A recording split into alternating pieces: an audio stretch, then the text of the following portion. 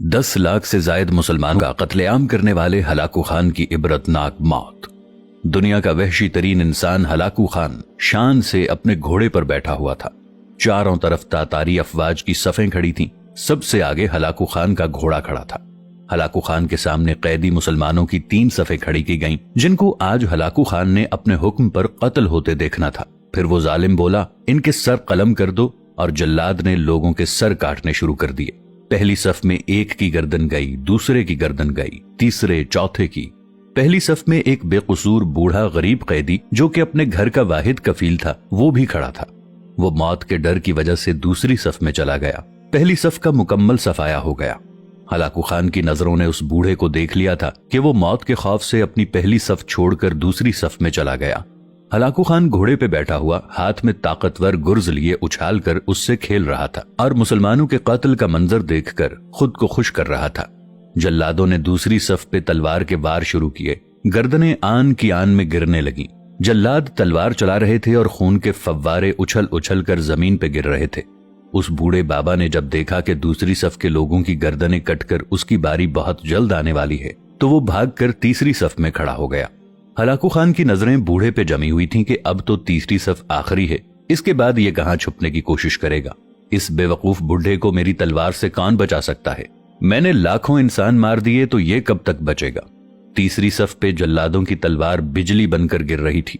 Hulagu Khan की नजरें मुसलसल उस बूढ़े पे थीं कि कैसे वो बेचैन होकर मौत की वजह से बेकरार है। तीसरी सफ के इंसानों की गर्दनें कट रही थीं। जल्लाद बिजली की सी तेजी से उस बूढ़े बाबा की तरफ पहुंचा तो हलाकू खान की आवाज गूंजी, रुक जाओ, इसको अभी कुछ न कहो। बूढ़े, बता, पहली सफ से तू दूसरी सफ में भाग आया, जब वो खत्म हुई तो तू तीसरी सफ में भाग आया। बुढ़े, अब बता, पीछे तो कोई और सफ भी नहीं है, अब तू भाग कर कहां जाएगा? अब तुझे मुझसे कौन बचाएगा? उस बूढ़े ने आसमान की तरफ देखा और कहा, मैंने पहली सफ को इसलिए छोड़ा कि शायद मैं दूसरी में बच जाऊं, लेकिन मौत वहां भी आ पहुंची। फिर मैंने दूसरी सफ को छोड़ दिया कि शायद तीसरी में बच जाऊं। हलाकू ने गुर्ज को हाथ में उछालते हुए कहा, बुढ़े, कैसी खाम ख्याली है, ये कैसी बहकी बहकी बातें कर रहे हो? भला तुम्हें मेरी तलवार से भी कोई बचा सकता है? बूढ़े मुसलमान ने जमीनों आसमान की हर शय के मालिक उस वाहिद ला शरीक रब पर बेइंतहा यकीन के साथ कहा, वो ऊपर वाली जात अगर चाहे तो कुछ भी हो सकता है, और अगर वो चाहे तो मुझे तुझसे बचा भी सकता है। कैसे बचा सकता है? हलाकू खान ने इतने तकब्बुर में आकर कहा कि उसके हाथ से गुर्ज गिर पड़ा। हलाकू खान चाबुकदस्त, होशियार जंगजू और चालाक इंसान था।